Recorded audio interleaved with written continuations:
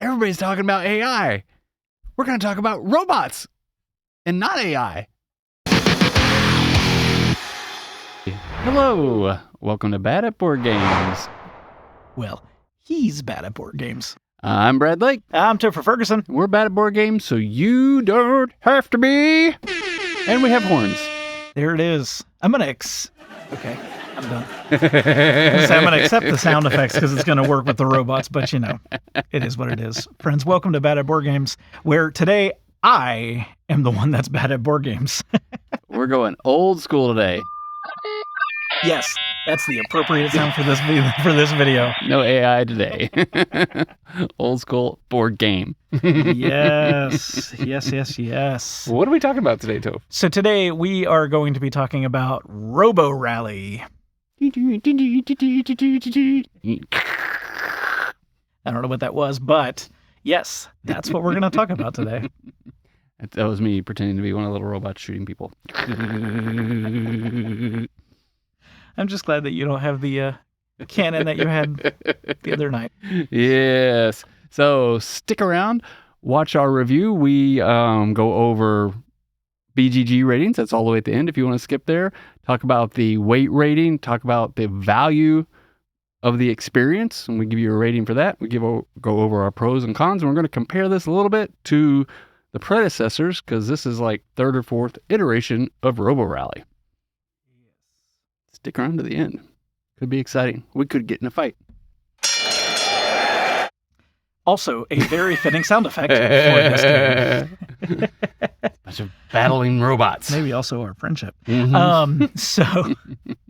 So Robo Rally is a game that's been around for quite a while. This is not new, although this iteration of it is new. Yep. The game itself was designed by Richard Garfield. It is published by Renegade Games, who also published the last iteration that I have. So Brad and I now have the same game, but at the same time, it's a different game, I do believe. So Few differences. Yes. So this is their new version of the game, and we'll talk about maybe a little bit of the comparison of it. But before we get there, the game itself, if you've never played Robo Rally, this is a game that takes place in the middle of the night when the robot factories all shut down and robots go to sleep. It's like Toy Story, but they all fight. That's exactly what it's like. Yes. Yeah, so the robots all kind of wake up in the middle of the night and the factory becomes alive with lasers and pitfalls and all kinds of fun things. And the robots themselves compete, specifically in the games that we've been playing for Capture the Flag, maybe more so competing for shooting each other and pushing them off the board. But that is the basis of Robo Rally. It is a programming game where you are a robot trying to defeat everyone and come out the winner. And some people program themselves into the pits and off the board themselves. They don't need any help. But, we won't. Nobody in this seat. Anybody here in this seat right here is not the one that does that. Yeah. Anyway. I found a game I'm bad at. Yes, we have found Toph's bad at game. But let me say, I found a game that I'm bad at that I still really enjoy. Yes, and that I'm good at, and I enjoy. It's kind of painful for me. It hurts him. It hurts him right here. Pride lost. So that's kind of the game itself. Why don't you talk a little bit about what the game looks like? Yeah, so, if you're used to these, 24 by 24 tiles, 16 by 16, something like that. They're not 12 by 12s, I don't believe. But they're thicker now. I would say one of the upgrades that I've enjoyed is they're not the seam-on little flimsy tiles anymore. It's actually a thick piece of cardboard. I'm not sure you have as many, but there is an expansion if you wanted more. And then all the robots are the same. I think they look good. I think coming out of the box, they're pre-painted. Nice little, it's a softer, but not too soft material. But I think they all look cute, and they all give you that little I'm going to go and, go to work for you and go do some stuff, and little eyeballs and faces and mouths and such. So makes it fun and fun and cute until you start falling off or getting shot. It's fun and cute always. It's really fun when Toph kills himself. You don't die. You don't. Well, you can. But you Depends on how you reboot. play it, but yeah. With generally speaking, you're gonna reboot. This is your party game. Don't make people die and leave. Yeah. This game is the conflict. That's the fun of Yep. the game. So. Yep. Yeah.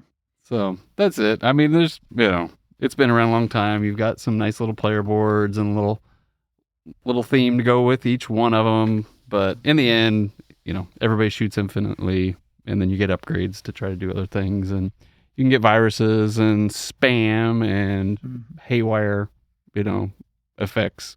Yep. But that kind of goes on as you play the game.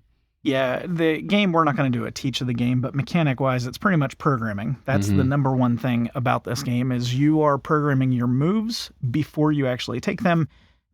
And that's the fun of the chaos, because if you program wrong, like some people tend to do often, you go the wrong way, you fall off a board, you fall on a pit, you sit and just get on a gear that's turning you and you're never getting off of it. Like there's a lot of things that go on with that. So programming, and those are cards. Each card has one function on it. It says do this. So turn right, turn left, move forward 1, 2, 3, move back, something like that.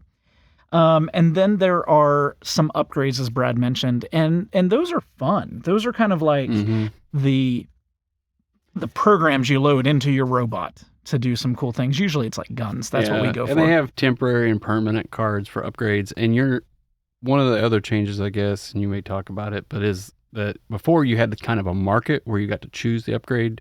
Now it's you pay an energy and you get an upgrade. It's a random, and then you can have as many of those in your hand, but you can only have 3 permanent ones attached to your robot and then 3 temporary ones. And then after if you decide you want another one, you can get rid of one, replace it with something else. But you've got bigger guns. You've got guns that let you shoot in all 4 directions, guns that let you shoot out your rear. And we made fun of that one. That was Brad's. That was hilarious. There's, reinitialization. There's ones that let you move differently, or, memory cards, scramblers if you're going to go try to bang into somebody. But these are fun, and this is kind of what makes the game a bit of mad chaos, and especially at higher player counts, it's a lot of fun. They are. They really are. They make you unique. Otherwise, everybody starts off with the same abilities, the same ways of movement. Those are the things that kind of make the game fun, especially as you get some of these combos. Like we've seen games in the past where we've had people in the gaming group that have had multiple guns that have done wild and fantastic, terrible things to you. Where they shoot you and then keep shooting you, or shoot through you and shoot somebody else on the other side. There's some pretty cool things. And some of them I love, like flying or floating, so that you don't fall into pits and, things like that. So there's some pretty cool abilities. Yeah, and Toph had one that was like a rail gun where you could actually shoot through the metal walls or shoot through other people, so everybody in a line. Yeah, that was fun. That was a lot of fun. I didn't get to use it as much as I wanted to. I did on one occasion. Well, I used it on one person multiple times, but everybody else kind of they stayed safe. And the nice thing, I don't know where we're kind of like mixing it up now, but like you don't die. Like you get shot, you're not dead. You're just gonna get a card, right? Yeah. That the shooting thing, it doesn't do anything to affect you like out on the board. You don't like move back, or there may be something that's a push and a knock, but for the most part, the shooting is just there to keep adding spam into your deck builder. Yes, and that is kind of, again, the fun part of the game. These viruses that you can give are the spam. The spam just kind of take up spots, and therefore, as you put them out and program them, because if you get them in your hand, you might have to actually program them, it gives a random card. So when it pops up, you have no idea what's going to happen, and that could throw your robot's direction off completely, which is so much fun. Kind of fun for yourself as well as you put programming, because you have no idea what's going to happen. Like this is a low stakes game. This isn't a long, drawn out, very complex, thinky game. This is fun in the moment. And then the viruses do some really cool things. I think, it could hurt you, but it also could do massive, powerful things that could help you if you know how to program them right. So, and that's one of the things that works a little bit different in this iteration from the last one. You mentioned... Do you want to talk about like the differences between the two games? We can just like try to summarize them. Yeah. Obviously, look-wise, we won't go into too many differences with there. I think the boards are much nicer in this one, but I think the actual plastic pieces are a little bit nicer quality in the other ones. But it's one for one. They play the same, but I would rather have the thicker boards so they're not warped or move around so much. When it comes to the differences, one of the first ones, we'll talk upgrades. So upgrades in the last iteration worked with a market, and as you got to the point that you were able to buy an upgrade, you would have energy that you had collected, and you would spend those cubes and purchase one of the upgrades and immediately install it into your robot so it was ready to go. Now it works a little bit different with the new one. What we found, at least with the scenario that we played, is you got 3 to begin with, and then you had to use your energy to install that upgrade into your robot.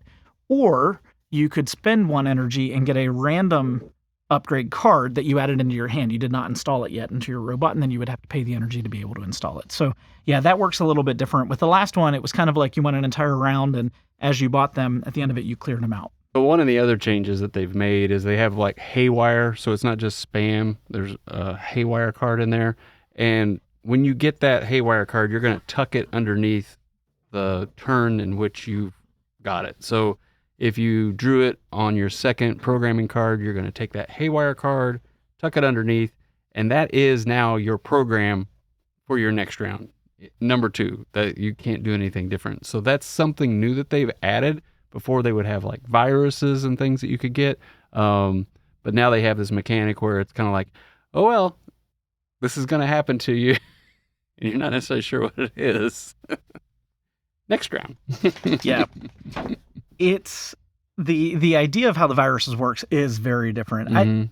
I think there's some good benefits to it. I also like the other way, the older way. I think they're both kind of similar. Now, those Haywire cards are things that you know can see them, you can program them, you can plan for them. And they can be actually good for you. They can. Yeah, there's like good and bad. Yeah. The old way, they kind of went into your discard pile like the spam did, but they were different types of viruses. And so you actually, because of the type of gun you had and the way you shot somebody, maybe you got a certain type of virus or something else, and they had varying amounts of problems that they would cause you, but they went in and then you programmed it yourself from your hand. Now it's like automatically there for the next round, or the whole next round. It's going to be in that slot. So you have to plan for it. You can't hold it in your hand and hope you get enough other cards you don't ever have to play it. I think the getting of the cards I don't like as much in this game. Because in the old one, it was based on what happened to you. So if you got shot or somebody sent a virus at you or knocked into you, you'd get a virus. Yeah, so like if you just generally got shot or something, it'd be spam. But then if a certain gun gave you a certain type of virus, then you got that virus. And that's, I think, was a little bit more unique, but also maybe a little more complex. Well, and it's a little bit more cutthroat. Yeah, and a little bit more fiddly. Whereas now, it's just a pile. So you have a deck of cards, and they are all what are now just known as the Haywire, or the spam, and they're shuffled together. And so when you are in any way, shape, or form damaged, you take one, and you don't know what it's going to be. And so if it's spam, it goes in your discard, otherwise it gets programmed. So I think that cuts some of the fun out of it, but I don't know. Yeah, and we'll get into a little pros and cons and a little fight, I would say. But the other, I would call this a more streamlined version and not as cutthroat version as the older versions. Yes. Just as a simple that's a difference. They still feel the same. Inherently, they still feel the same. I think they're just making it. It's not going to take as long to play this game. One of the things I like that they changed was that first player, it's just a first player, and then you pass it to the left or the right. I can't remember which way. In the other game, you had a radar tower out here, and it was whoever was closest to that, and then you're kind of having to count squares, and okay, well, you're both the same now, and then who goes, so, Toph might go, and then this person might go, and then that person, and then you're kind of waiting like, it kept it easier and kept the game flowing, so it made it quicker. It did. And this was, I think, maybe the biggest difference between my thoughts on the new version and your thoughts on the new version versus what we had played in the past. I don't like that aspect, the way that they've changed that. It feels just like every other game. It's, one person goes in a circle and then you pass the marker and the next and goes around. The other one thematically, I think, made sense, and it also added to the chaos. So whoever was closest to the tower got the signal first, because in this game, when you get to your first slot, everybody does it at the same time. And still, we all flip the card at the same time, but we still go around in order.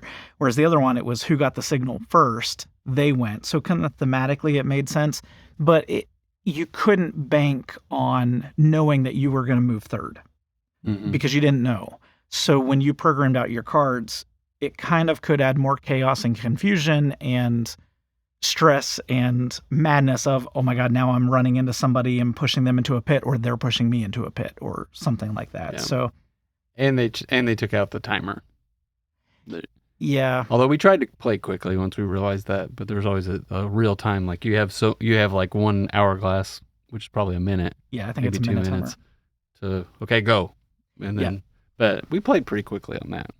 We did pull out a timer, but yeah. So basis of the game, when you play at the beginning of the round, you're drawing up to 9 cards, and then you're using from those 9 cards, 5 of them to program. And that's where we had this 30-second or minute timer. I forget what it was, but it was stressful because if you didn't get all your cards down, you either quickly had to throw cards down and no idea what was going to come, or you lost that ability to have that slot with a card in it. And that's some of the fun. And actually, I think it was the way it worked was whoever got theirs programmed, then they flipped it.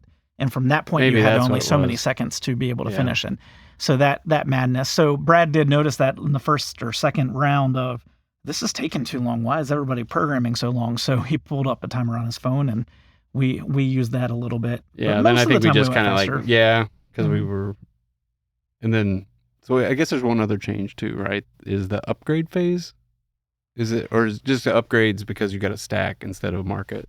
Because that seemed to go a lot faster. Oh, it definitely did. Yeah. Because you got rid of this whole thing about I'm going first, and then I got to look at the market, and kind of like in Dune, where it's like, oh, which one do I want? Oh, I don't know about that one. Oh, I can't afford that one. You really try to look at all the cards. And then that happens like 5 or 6 times with everybody at the table. Now it's just, I want a card. I'm either going to play the one in my hand, or I'm going to get one randomly. I would say I liked it from a standpoint of it just made the game go faster. Yeah. So I wouldn't have minded having 3 decks of upgrades where it was like, these are like weapons, these are something else, these are something else. And then you could kind of like maybe customize it. That might be kind of nice. But and that was what was nice about the market was you could see. But I like the fact that you don't see them. You know what I mean? Like it keeps it moving. It does, and it can add some chaos because in order to program a card, you have to pay the energy cost for it. And so now, because you're drawing blindly from one deck, you pay an energy. You have no idea if you're going to be able to ever afford to then program that card. So, that's not a bad. I guess that's a good concession for the difference between them. But I still do. I like the market, and I think you do too, because you would always go for guns, whatever's going to be the most powerful, whereas I'm more mitigating. One of the things that I think you do like about the upgrades with the market is that that's the first thing you do in the phase. So each round is going to have 4 phases, and the first phase is the upgrade phase, where if you have a card, you can pay the energy and upgrade it and kind of install that upgrade into your robot, or you could buy from the market. I think this is where in my mind, I can't think, but I think at the other one, it was after everybody went, before we went to the next slot. Before we went to the next slot, then we could buy the upgrades. And so now you do that, and then we program, then we go, and then we kind of clear up everything and start over. So, so.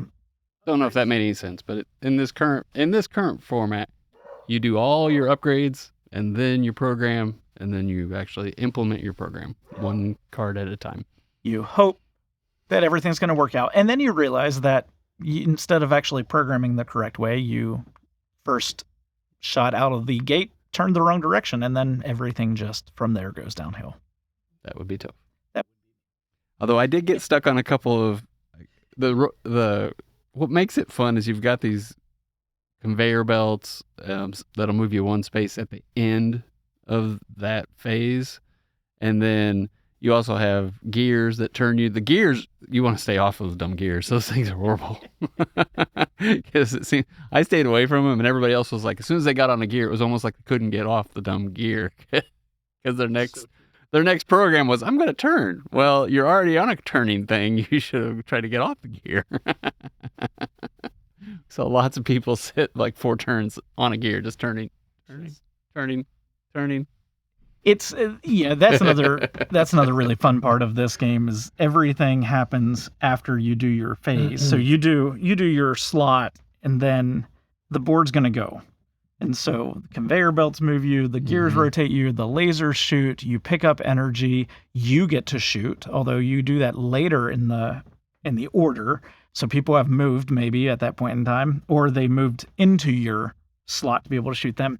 And then at the very end, you can collect your flag if you're playing a capture the flag game. And so I also like the fact that that's very end, because if you get moved off of it, then you got to figure something else out. But yeah. So pros and cons, one pro? In terms of comparison of this versus the other one, or of the game in general? This in general. This game is mad fun. Mad fun. It's laughing and just ragging on it.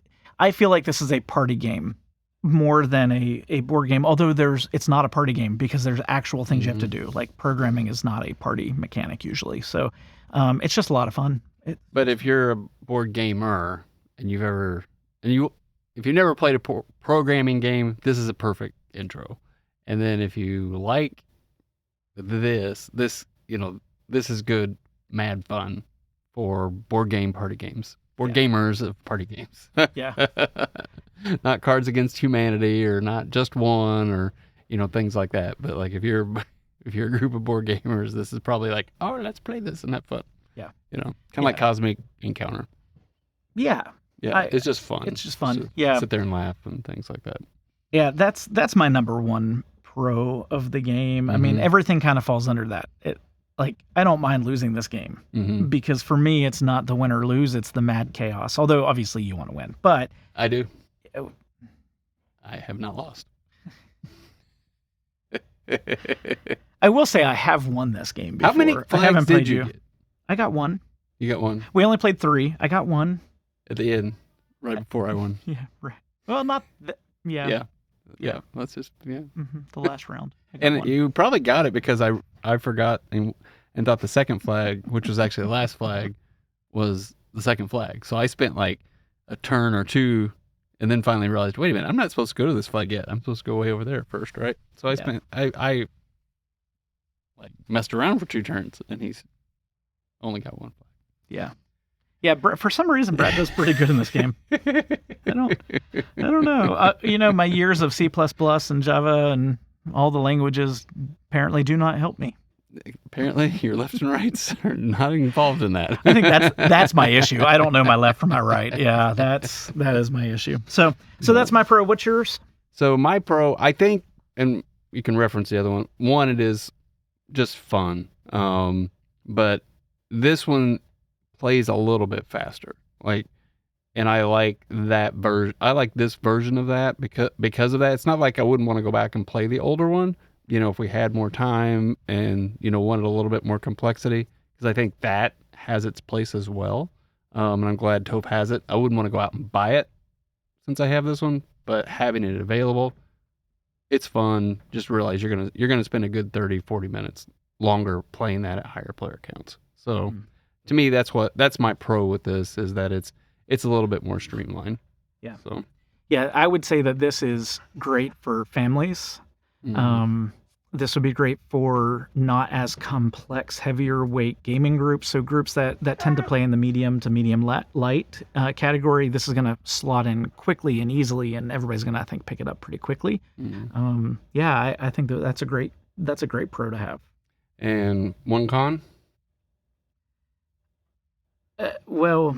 So again, between this version and the other one, I won't do that one. I think we're going to have the same con. So why don't you go first? Good question. What is my con? Okay, maybe not. So I'm going to go ahead and do my con then.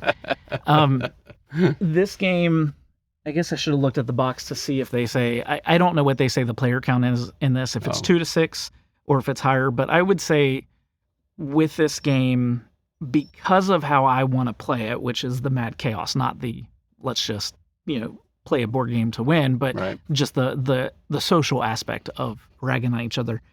I don't enjoy this at low player counts. Yeah, so that would be my con as well. Mm-hmm. This is it's probably 4 up. Yeah. Like at 6, it sings because it's more people are getting shot and things like that, and you're bumping into each other, and you have more of those. Oh, this can happen. 5 would be fine as well. Mm-hmm. 4 we played and had a good time, but as the game started spreading out, the lasers were less effective, even though they shoot infinitely, on the distance. There's nothing that's stopping them except for maybe a wall. But you're just not lined up. You're not shooting diagonal. And even somebody that has I was shooting out the front and the back, and it wasn't affecting things too much. So it's more fun at 4, 5, and 6. Yeah, the density of the game. And I don't know, because we haven't played this one with a lot of different player counts, or I have not yet, but with the other version, I know it can scale. So if you're playing with less people, you have less board mats that you put out, but it's still, the density matters, I think, in this game. I think this one compresses everything and keeps you, there's a lot more conveyor belts on these maps than the old ones, and I think that's kind of fun. Yes, that is a big change. We didn't talk about that. That is a big change between the old version, or at least the last version and this version, is that the board, the mats themselves are a lot more chaotic, and that's fun. That's definitely it's fun. So what's our weight rating on this? Yeah, so BGG is putting this at a 2.0. 100% agree. Yeah, it's not Uno, which we say is a 1 or something, right? But at the same time, this isn't hard. No. I think the hardest thing for people to get, and was for me, and I was tired when I was trying to read the rules at Gen Con the first time, was that the conveyor belts at the end of your move, at the end of everybody's first program, say, and you're on a conveyor belt, you're moving twice. And then when you go around a corner, it's going to turn you as well, right? So, and then the green is going to move you once, and then if you go around a corner, it's going to turn you. So, I think that's the most difficult mechanic to try to understand. And once again, the rules are not written very well. Something about people who write Richard Garfield's rules. Sorry, Richard, if you're the one that does it. They don't translate real well to people. Even you this time. Yeah, I would say that the rules are not necessarily great with either my version or yours. Yeah. We had the same thing with the vampire. Yeah. What's the name of that game? I can't think of the name now. And what's funny is we both absolutely like this game. I don't say it. Hunger. The Hunger. Yeah. There you go. I had to think way too hard on that. I'll be cutting that. Because they're like, oh yeah, the Hunger. We knew it the whole time. Or maybe not. If we play a lot of games, we kind of forget the names. Yeah, so I don't necessarily, for me, that was not the issue that I find that's complex. In what I will say that's a good thing with this version versus mine is, actually on mine, I think it's on the player board. It gives you a good cheat sheet to know the order of how things go, because there is an order, and that order does matter. And they tell you, they have that cheat sheet in here. They do, yeah. And I think on my version, it might be on the player boards or on the back of the player boards, not the front. But that helps a lot to know what goes on when. What I think the most difficult part is wrapping your mind around what programming means and how programming works in a game. And that's, for some, it's going to come easier than others. Like, for me, programming comes easy. I just don't know my right from my left. And so you might as well blindly program. Yeah. You could have been as successful. I could have been just as successful with not knowing what was going to happen. Yeah. I thoroughly enjoy the game, but you're going to pick all your moves, and then you're going to flip over one at a time. Yeah. Programming. Yeah, programming. But thinking 5 moves ahead when you don't know what everybody else is doing, that is something that takes a skill. It's not an overly difficult and complex skill that I think for this game. There are other programming games out there, but for this one, I think this is a good introduction to programming games. So I agree with the 2.0. I think it's not a very lightweight party game. I do put it more into the party category, but a party category for people who understand board games, not a party category for maybe a family that does not normally game, but they do play, which I'm not bashing on party games. But this is for your board game group when you want to have a party or just have fun. Or maybe an introduction to others into what programming is or what the chaos of this game is. So, So those are my thoughts on the weight. What about the value? So the value, you can get this like between $38 and $40 right now from several sites. And I like this game. So I think if you have a group of 4, 5, or 6, this is like a 5 out of 5. For $38-$40, I don't care if you just play it once. This is it's fun. Now, I don't know if you'll align with what, I like or not, but I can tell you that everybody in our gaming group, we sit there and laugh. And that's to me, that's a great game. When you can sit there and laugh at something. If it's not one of these super thinky things or whatever, if we're sitting there giving each other a hard time and laughing about, oh, you didn't go the right way, or you got another spam, or oh, there you go. Or like everybody at the table, like Brad had a lot of programmed Haywire cards. I think it was you. Somebody at one point had a bunch of them, and it was like everybody at the table got quiet. Just so we could wait to see what happened. Yeah. So, or maybe it was spam, it was a lot of spam or something. But yeah. Well, that one time, Shimon, just all he had was turns. I don't think he had like 5 turns. He couldn't go anywhere. It was funny to us. Or me, like I had to move one direction. I had a conveyor belt. All my forward movements were 1, and the conveyor belt every turn moved me back 1. So I stayed in one place. I moved forward, came back. Moved forward, came back. Moved forward, came back. Had nothing else I could do.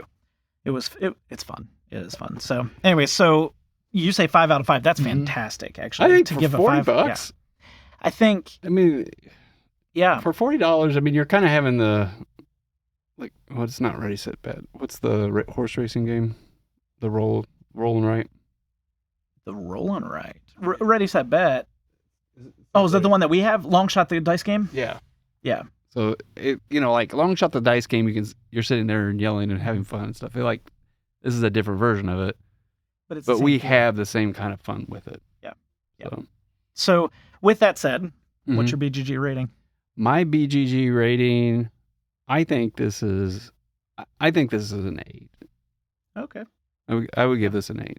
I don't think like, is it a 9? Could be. I guess I kind of have to look at it a little bit longer, but like right out of the gate, it's at least an 8. The more you play it, and this is something I could see like never getting rid of.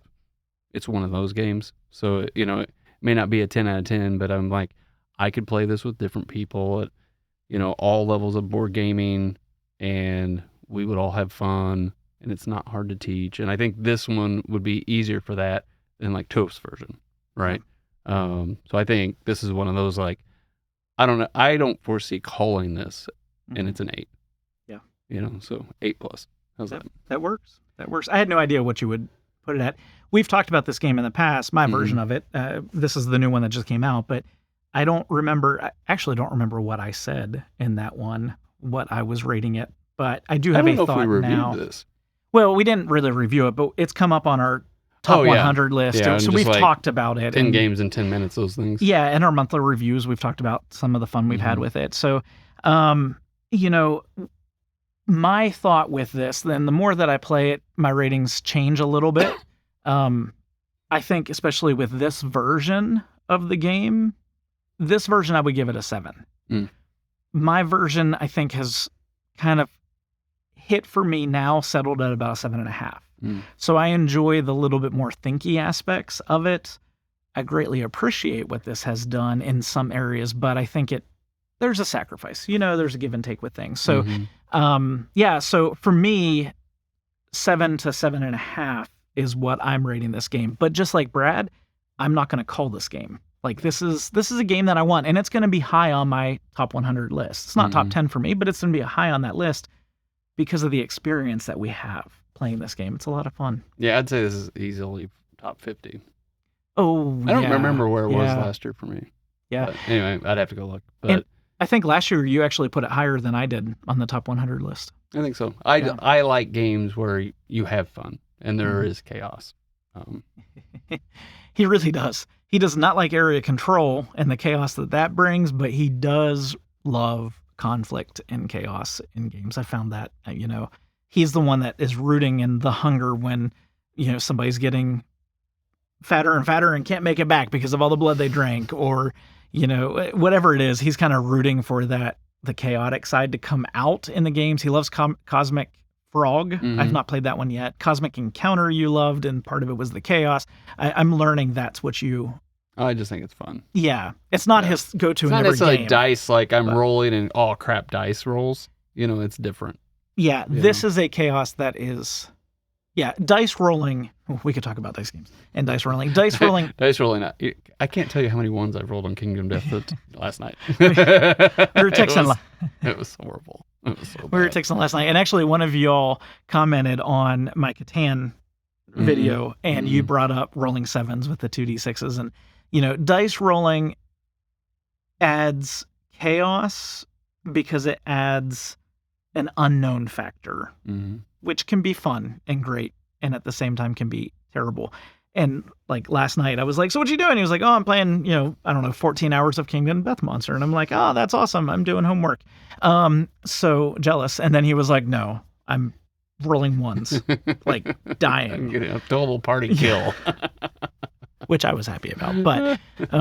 But yeah, this is a different type of chaos. It's not it's kind of a planned chaos. It's also a party game chaos, I think. So yeah, it makes it fun. So friends, those are our thoughts on the new version / the entire gaming genre that is Robo Rally. Edition with all 1, 2, 3, 4, 5, whatever. Yeah, however many there are. We're on. I know we're on several of them by now, but those are our thoughts. What are your thoughts about this game? Is this something you've played? Do you like programming? Do you not? Do you say, I don't ever want to play a game like that? We'd love to hear all of those thoughts down below. So, is this interesting to you now? Is this valuable? Is listening to us talk about this, what do you get out of it? What do you like about our reviews and don't like about our reviews? Yeah. Yeah, we'd love to know that. So if you... Toph doesn't like that. Where's the goat? If you enjoyed this video, give it a thumbs up. Not the goat. It's not the goat. No. Apparently the goat? I'm the goat. If you enjoyed this, give it a thumbs up. If you are not subscribed to the channel, we would love to have you joining us long-term, sitting at the table for these random moments of madness and chaos. That is the friendship of Brad and Toph. Friendship of myself. He just shows up. Can't get rid of him. I'm glad that you are friends with yourself. Just remember, no matter how you play, whether it's solo, with family, or... Friends. Enjoy, friends, whatever game you are bringing to the table. Have a great night.